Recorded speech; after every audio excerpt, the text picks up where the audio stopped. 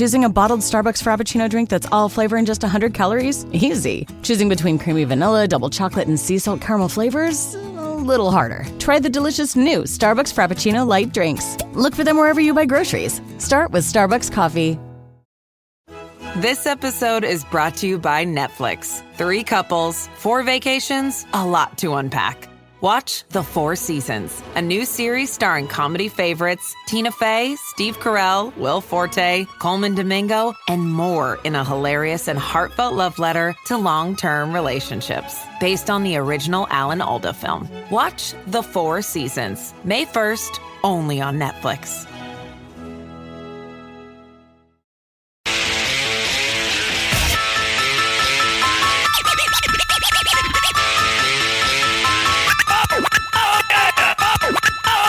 This is the Stone Zone with Roger Stone. People love him and respect him. Roger Stone.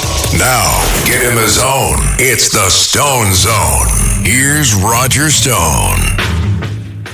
You are entering the Stone Zone, our new program here on the Red Apple Audio Networks. We tell you the stone cold truth. We criticize both Republicans and Democrats. We tell you the way we see it. The U.S. Special Envoy to the Middle East, Steve Witkoff, an appointee of President Donald Trump, has indicated that the United States is looking to limit rather than dismantle Tehran's nuclear program. Witkoff said, the president means what he says, which is Iran cannot have a bomb.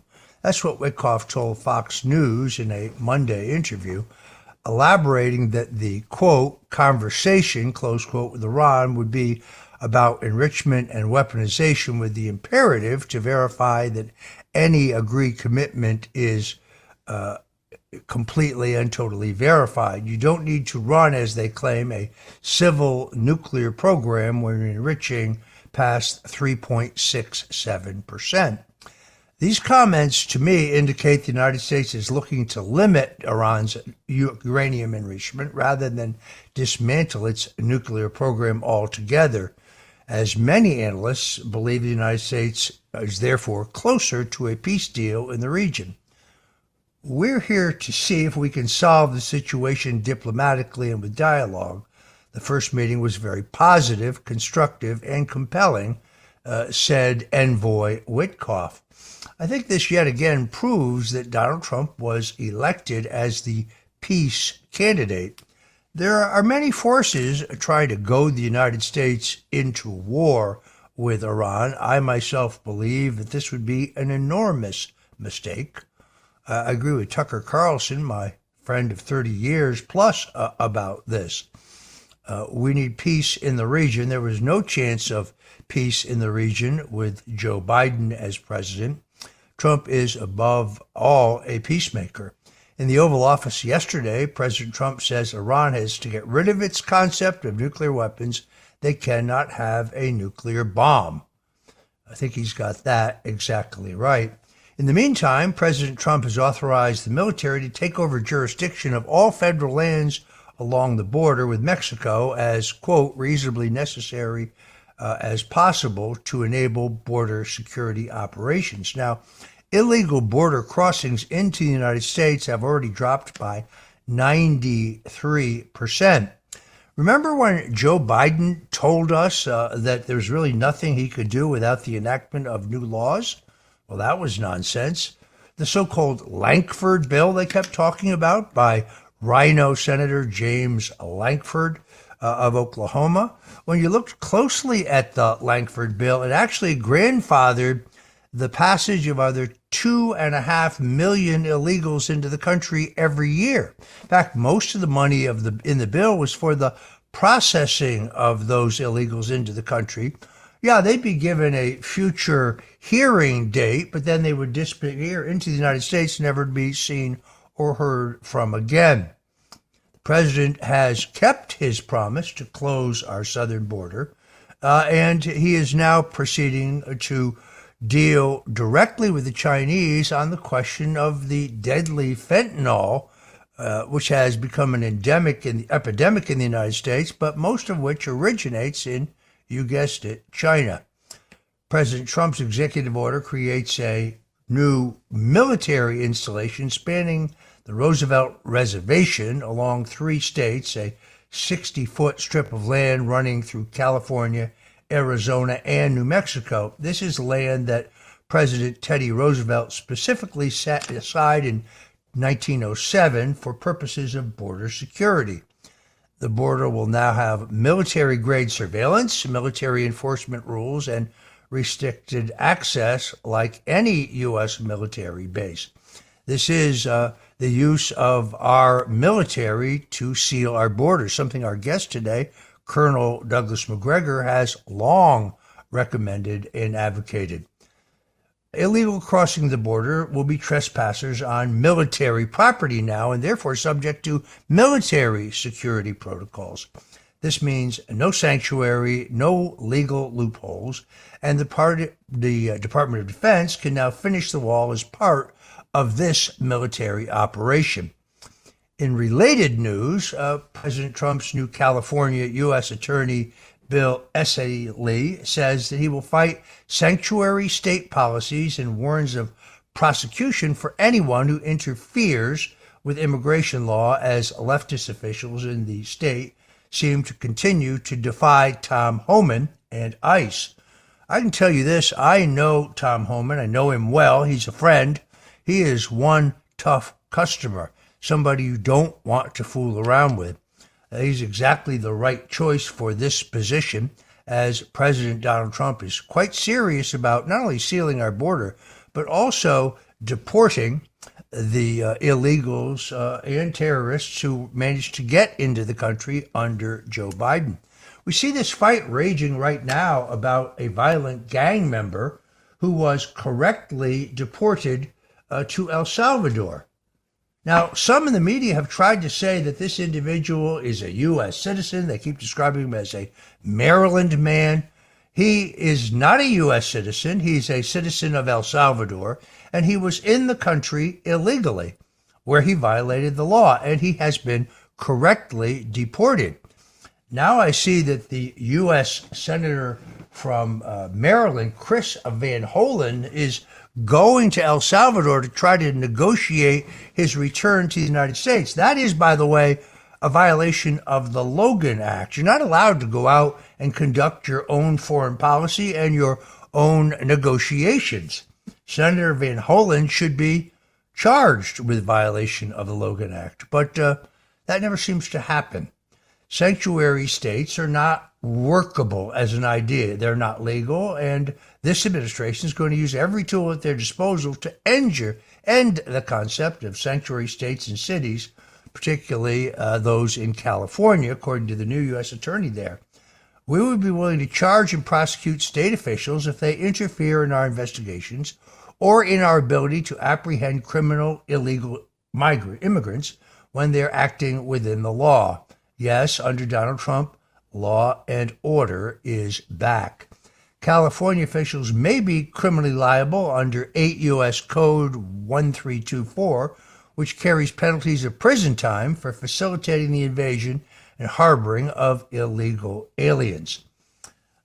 Incredibly, now a Wisconsin man has been arrested for murdering his mother and stepfather to, quote, obtain the financial means and autonomy necessary to kill President Donald Trump and overthrow the U.S. government.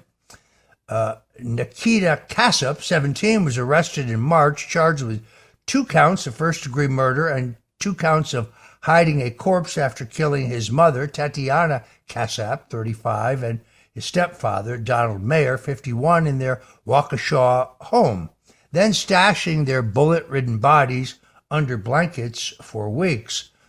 Documents written by the teen called for the assassination of Trump and the start of a revolution to, quote, save the white race. The teen's scrawlings show images of Adolf Hitler with the following text: Hail Hitler, hail the white race, hail victory.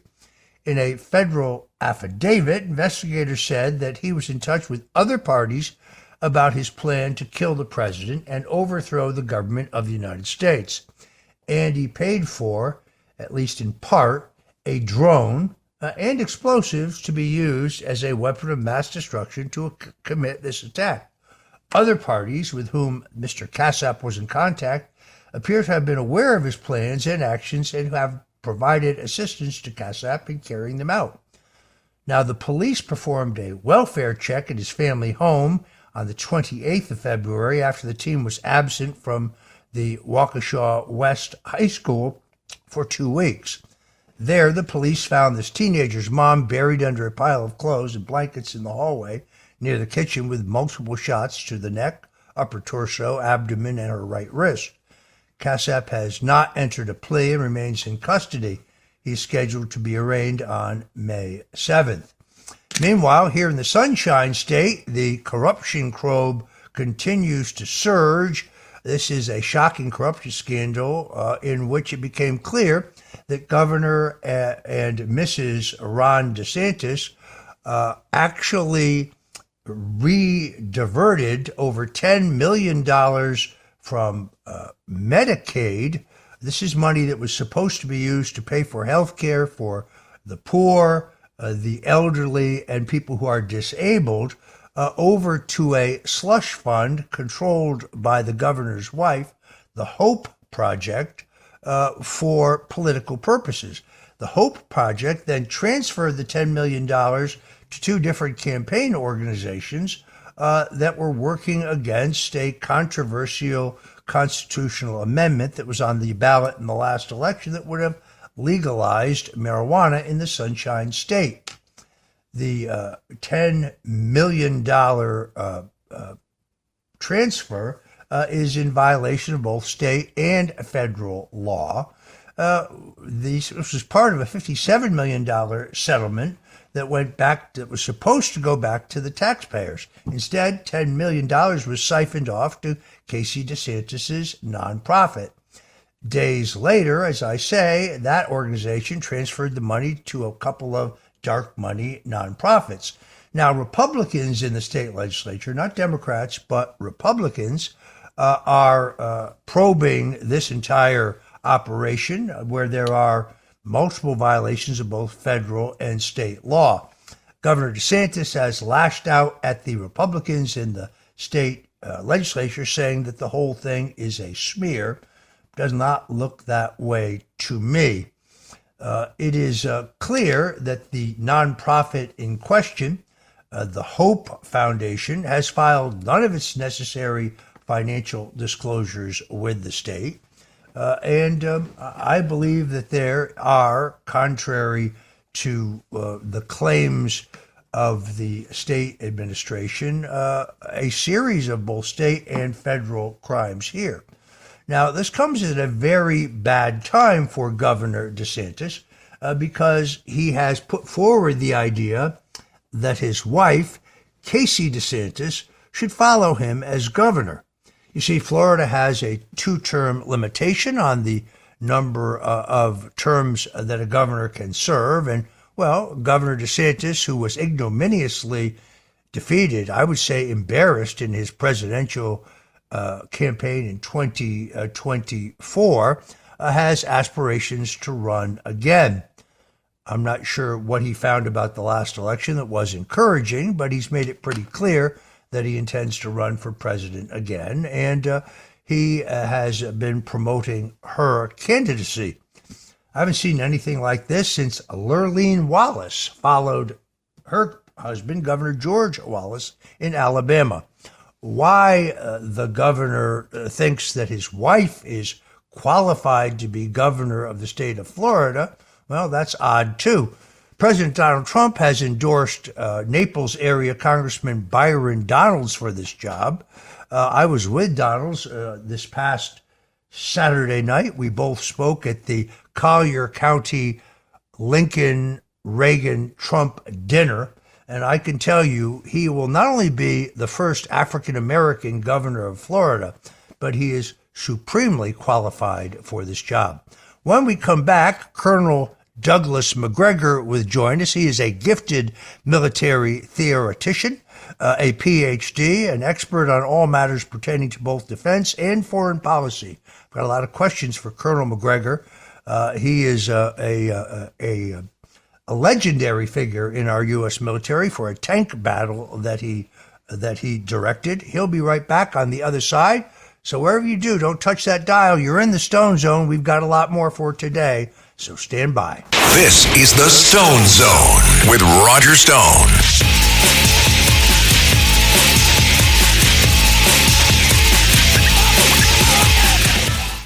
You guys, I just found the most incredible Mother's Day gift. It's called Goldbelly.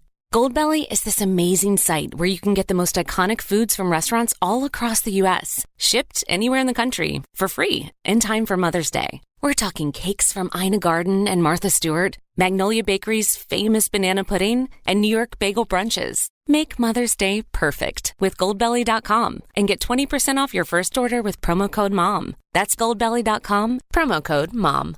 Faraday presenta Ojos con Alergia y Picazón contra el jardinero. Y el ganador es Faraday Extra Fuerte. Para aliviar la picazón de los ojos por alergia, actúa más rápido y supera Claritin y Flonase aún a las 24 horas. Faraday, adelante. My cat Freddie loves to be brushed and cuddled. But stirring up his cat allergens meant sneezing and itchy eyes. Then I found Purina One Live Clear. It's cat food that reduced the major allergen and my suffering in as little as 21 days. Now, we feel closer than ever. If you have issues with cat allergens, you really need to try Purina One Live Clear. Try new Purina One Live Clear today. Purina One, a difference from day one. This episode is brought to you by Principles. Are there limits to the U.S. government's debt growth? What will happen if the debts are not curtailed? What should policymakers or investors do? Those are urgent questions that legendary investor and New York Times bestselling author Ray Dalio addresses in his new book, How Countries Go Broke, The Big Cycle. The book comes out in June and is available for pre-order today, wherever books are sold.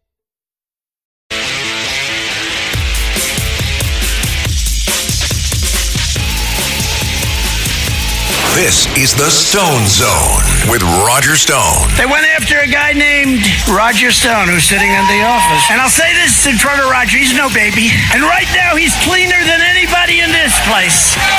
No, they treated him very unfairly. Now, get in the zone. It's the Stone Zone. Here's Roger Stone. Welcome back into the Stone Zone. Here we talk politics, style, news, history, and occasionally food. We call them like we see them. We criticize Republicans and Democrats. I'm an equal opportunity critic. Today I'm privileged to have as our guest Colonel Douglas Macgregor. He is a decorated combat veteran and author of 5 books, a PhD, and the defense and foreign policy expert that I respect perhaps more than any other in the country. Doug Macgregor was commissioned in the regular Army in 1976 after 1 year at VMI and 4 years at West Point. In 2004, Colonel Macgregor retired with the rank of colonel. In 2020, the president appointed Macgregor to serve as senior advisor to the Secretary of Defense, a post he held until President Trump left office. He has a master's degree in comparative politics and a PhD in international relations from the University of Virginia. Now, Colonel Macgregor is widely known inside the United States, Europe, Israel, Russia, China, and Korea for both his outside-the-box thinking and his leadership in the Battle of 73 Easting, the U.S. Army's largest tank battle since World War II, as well as for his groundbreaking books on military transformation. I was reading a book by Alexander Cockburn, Nobody's Idea of a Conservative, and I came across this passage describing Colonel Douglas Macgregor as a gifted military theoretician who had led an armored squadron and fought a victorious tank battle in 1991 during Desert Storm. Macgregor had long brooded on what he considered the outmoded organization of Army combat units into 20,000-man divisions and proposed the divisions' reorganizations into smaller, more flexible units capable of more agile deployment and maneuver. Forthright in his judgments when he's speaking to superiors, unfortunately, Macgregor has suffered the traditional fate of innovative military thinking. His radical and new ideas exciting fear and distrust among those at the highest level of our military. I don't think there could be any greater compliment I'm going to bring him with us, and then we're going to cut to a break. But Colonel Douglas Macgregor, thank you so much for joining us today in the Stone Zone. Hey, Roger, thanks so much for including me. I appreciate it.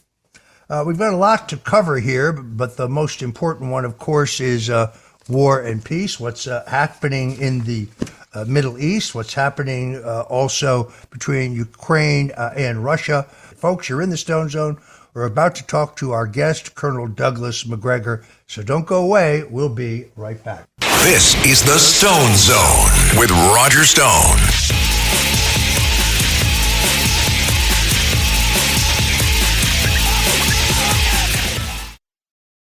This podcast is supported by Progressive, a leader in RV insurance. RVs are for sharing adventures with family, friends, and even your pets. So if you bring your cats and dogs along for the ride, you'll want Progressive RV insurance. They protect your cats and dogs like family by offering up to $1,000 in optional coverage for vet bills in case of an RV accident, making it a great companion for the responsible pet owner who loves to travel. See Progressive's other benefits and more when you quote RV insurance at Progressive.com today. Progressive Casualty Insurance Company and Affiliates. Pet injury is an additional coverage and subject to policy terms.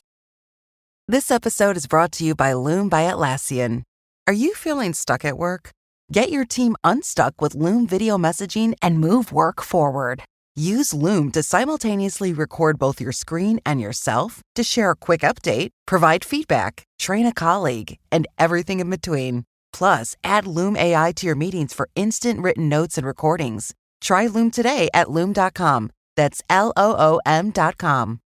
Parents of tweens, if you're familiar with far-off drop-offs... Dad, stop, right here. Or get DMs about what's for dinner, you may be experiencing tween milestones. For your son or daughter, these can start at age 9. HPV vaccination, a type of cancer prevention against certain HPV-related cancers, can start then too. For most, HPV clears on its own. But for those who don't clear the virus, it can cause certain cancers later in life. Embrace this phase. Help protect them in the next. Ask their doctor today about HPV vaccination. Brought to you by Merck. This episode is brought to you by Buick. When you have 4 new tires, every drive feels fresh. Right now, buy 3 select tires and get 1 for just $1 during the Buick Certified Service Fresh Start Tire Event. Visit Buick.com/service offers or see dealer for full details. At participating U.S. GM dealers only, highest or equal value tire will be $1. Offer ends 5/31/2025. Not available with other offers. All right, we're back in the Stone Zone. Joining us once again, Colonel Douglas Macgregor. This is the distinguished officer that I respect perhaps more than any other in the country when it comes to matters of geopolitical defense and national security, but also one who understands the politics and its limitations. Colonel Macgregor, the other night you texted me an interview with Secretary Pete Hegseth, who I like, take nothing away from him, but he says that we, the United States, are ready to launch powerful strikes deep within Iran if negotiations break down. I tend to agree with my colleague Tucker Carlson. I think war with Iran would be a horrific mistake. So what did you mean when you sent me this interview? Well, I think a couple of things. First, and I think you would agree with this, that President Trump's instincts on a whole range of policy issues, not just foreign and defense, but many policy issues are very, very good. And one of my frustrations with President Trump in the past has been his failure to follow his own instincts. And right in his White House, with large numbers of people who are hell-bent to go to war with Iran.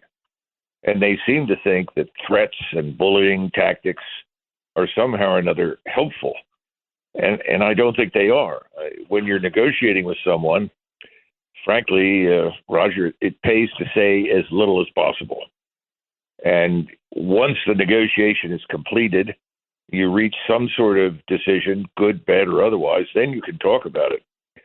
But I think President Trump wants very much to reach an accommodation with Iran.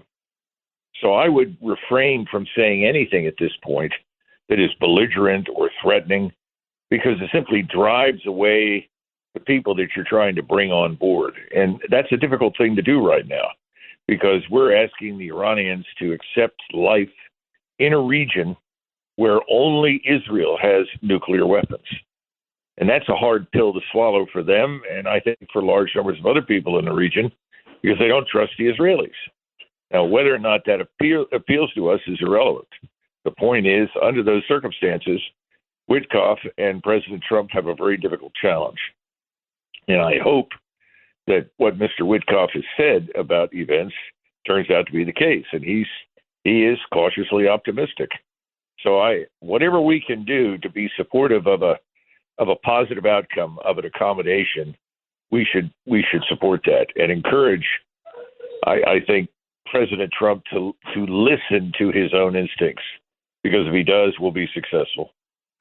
For those listening to this interview with Colonel Douglas Macgregor, you can follow him at ourcountryyourchoice.com. I strongly urge you to do that. Look, I always thought, and I could be wrong about this, that the sanctions that President Trump put on the Iranians during his first term seemed to me to be terribly successful. I mean, it's an oil-rich country, but they were not even able to sell their oil to their Chinese patrons under those circumstances. Therefore, it occurred to me that when Joe Biden and his administration unfroze over $190 billion of wealth to go to the Iranians, that it was inevitable that they would not only restart their nuclear weapons development program, but they would also begin to fund Islamic terrorism again, leading to the attacks on October 7th. Could sanctions be effective or successful yet again in the new administration? No. I think the sanctions in the past have been much less effective than people in Washington think. The truth is that we have overused sanctions to the point where everyone has found workarounds. I mean, one of the things that we need to keep in mind, especially about the Chinese and the Iranians, is that the Chinese in particular have built alternatives to reliance on the movement of oil and gas via the Straits of Hormuz by sea to China. In fact, the Belt and Road Initiative is very much a part of creating a system of cross-continental trade and commerce that we, with our Navy, cannot interrupt or disrupt. And the other thing is that, and this is the problem with our tariffs and so forth, over the last 5 years, the world has changed. The Chinese have developed new markets. The Chinese have developed new supply chains. In other words, at some point, your sanctions are counterproductive. I think the president understands that, which is one of the reasons that he's folding pretty quickly on the tariffs that he's imposed. He's now said clearly the automotive industry needs the trade, and he's pulling back on those tariffs. I think we're going to see that with all forms of electronics coming out of China, Japan, Korea. So I think President Trump understands that. I just don't think he's being well advised on these things. And I don't think that we will get further by threatening and bullying. I think we'll get further with more accommodation and recognition that other countries have legitimate rights and interests. We have had a bad habit, particularly with Biden. I mean, his administration just cast any caution to the winds and treated anyone else's interests with complete disinterest. Colonel Macgregor is the CEO of ourcountryyourchoice.com. Ourcountryyourchoice.com. I want to get that straight. Exactly. And I appreciate being corrected on the sanctions. This is I'm a politico. I'm not a military strategist, nor am I a world economist. China seems to be cutting off the exports of rare earth minerals needed in the production of automobiles, aerospace, and defense manufacturing. I mean, what is the best way for America to respond to that? Well, there's not much of a response. I mean, the things that we sell most are things that China can easily replace. Our biggest exports are agricultural products and energy. And the only other thing that we export in great quantity is military equipment and bombs. So I mean, someone put it recently in terms of the 3 Bs, bushels, barrels, and bombs. That's what we export. Well, the Chinese can replace the agricultural and the energy output very, very easily with all sorts of people all over the world. So I don't think you're going to get very far. On the other hand, we're very dependent on the Chinese for a lot of the microcircuitry, the electronics. You pointed to the rare earths. And, you know, this is something else that's depressing about us, Roger, We should have built a rare earth refinery in North America a long time ago. And right now, if you find rare earths, and I happen to be in this business at the moment, and you extract them successfully, and we have a lot of rare earths out there, it's just that it hasn't been profitable to extract them. Now it's becoming very profitable. If you do that, you've got to send your rare earths to China or Kazakhstan, somewhere else on the other side of the world, to have them refined into the materials that you need for your defense establishment and for every cell phone that you manufacture. So I hope that if we learn anything from this, we need to build our own refineries, and we need to invigorate this rare earth exploration and extraction in our country. With probably the country with the most rare earths in the world, but they aren't tapped yet, is Canada. They're just north of us. So hopefully we will have learned something from this whole business. But right now, the Chinese are cutting off Boeing, cutting off purchasing any of our aircraft. And everybody says, well, wait a minute now. Where else are they going to get great aircraft like that? Well, we no longer monopolize the aerospace industry the way we did. I think this is something we don't seem to understand anymore, Roger. We had a huge monopoly on all sorts of technologies back in 1990, 91, and that gave us an enormous strategic advantage. That monopoly was eroded and then erased in the early part of this century. So we no longer are in the same position we were. That's not the end of the world. It's not something that we should try to fight our way out of. It's simply something we ought to recognize, and we can moderate some of our positions as a consequence. President Trump seems steadfast in his desire to acquire Greenland. He keeps saying that we need to do so to bolster our national defense and for national security purposes. How would having Greenland help the United States protect itself? I think that President Trump was approached by people, particularly in the Navy, who are quite concerned about the Arctic Passage that has developed, because you can now cut your travel across continental travel down to a couple of days, 3 or 4 days, because you can send a ship between Greenland and Norway through the Arctic Passage on the north side of Canada, and poof, they're on the other side of the world where China, Japan, Korea, and so forth are located. And I think there has been a fear that we would end up in some sort of conflict in the Arctic over who controls what and who has passage and so forth. And, of course, the Navy has always been very bellicose and sees this as a justification for a larger surface fleet and warlike action. And I think Greenland fits into that because the assumption is that from Greenland you can control access to this passage. I don't think we need to militarize this. I think what is required and what the president ought to do is say to all the nations that border this Arctic Passage, and that includes Russia, Norway, Canada, the United States, why don't we come up with an arrangement so that everybody has passage? We know where you can go and where you can't. And I think this would work. You've got another problem because there's so much in terms of rare earth as well as oil and gas products, energy products, lying on the seabed. Everyone wants to rush out there and extract all of this, which is not an easy process. You know, this is very cold water, tough environment. You can't do that overnight. We need to sit down and sort through this like adults.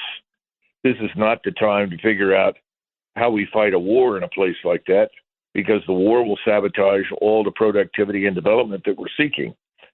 So I don't think we need to control Greenland per se. You know, Roger, the Danes have been good allies. We've gotten along brilliantly with the Danes. We already have a base in Greenland.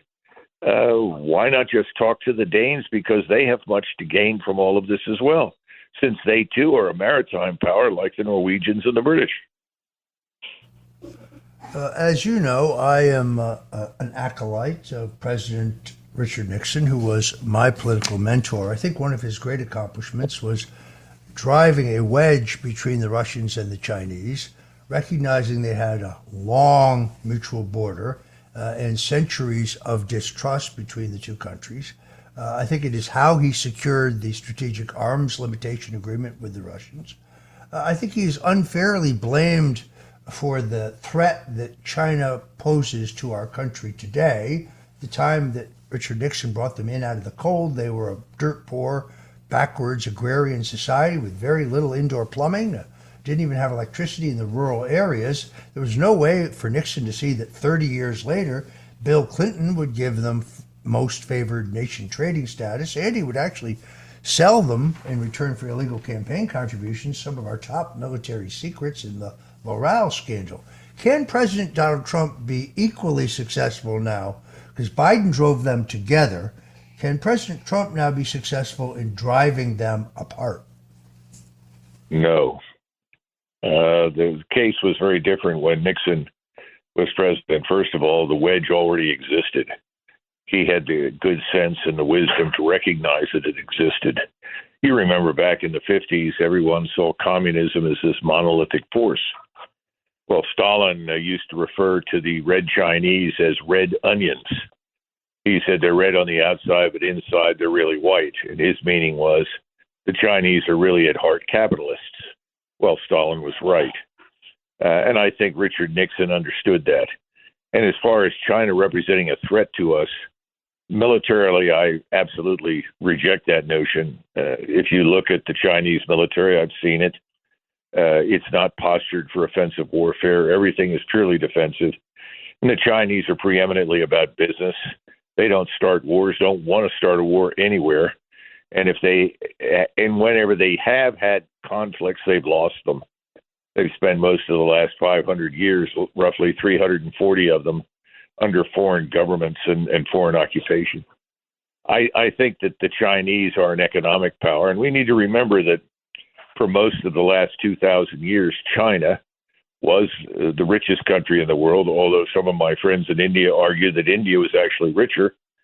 Be that as it may, when we were very poor and backward, China was a flourishing civilization and extremely wealthy. I don't think that's going to change anytime soon, nor do I think it should.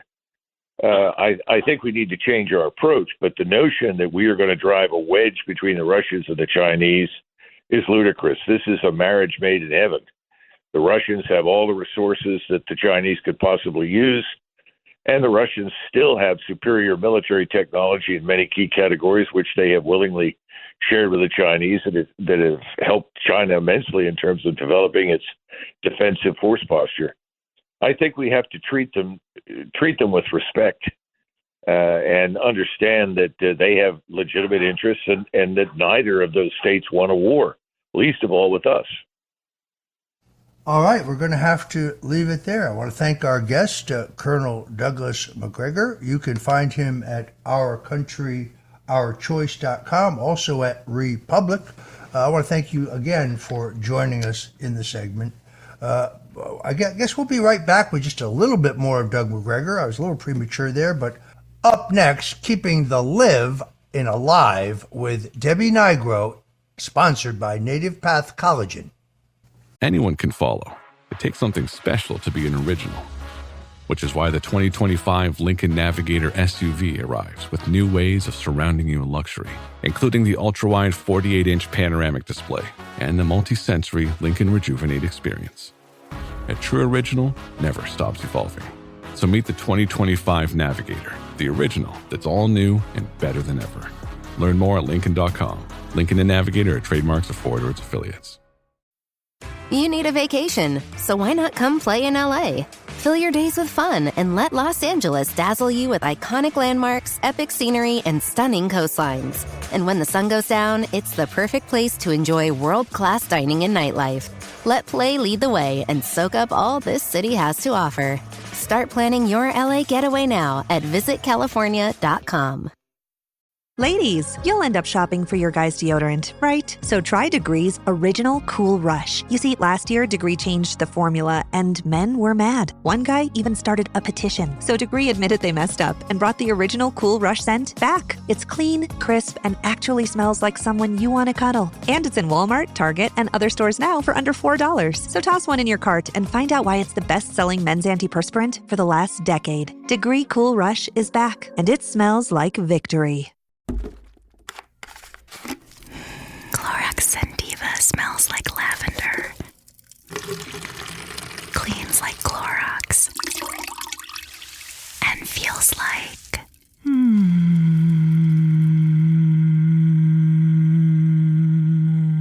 All right, that could go on for a while. Experience the long-lasting freshness of Clorox Sentiva. Available in Clorox Sentiva Lavender Scented Bleach. Use as directed. This is the Stone Zone with Roger Stone.